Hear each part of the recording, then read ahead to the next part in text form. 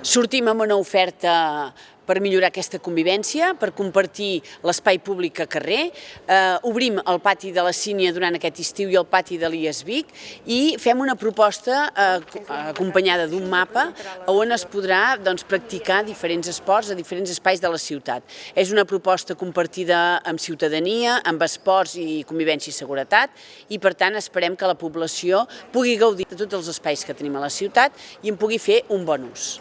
La campanya Activa el Silenci es porta a terme per quart estiu consecutiu i el que pretén és evitar el soroll excessiu a l'espai públic i fomentar la convivència ciutadana.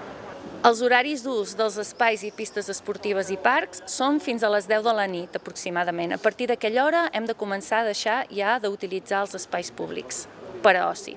Tornen les tardes d'estiu al carrer, una proposta d'activitats socioeducatives, lúdiques i esportives i culturals als carrers, places i parcs de la ciutat, del 25 de juny al 6 de setembre, adreçada a infants, joves i famílies i que duem a terme conjuntament amb 35 entitats sense ànim de lucre de la ciutat.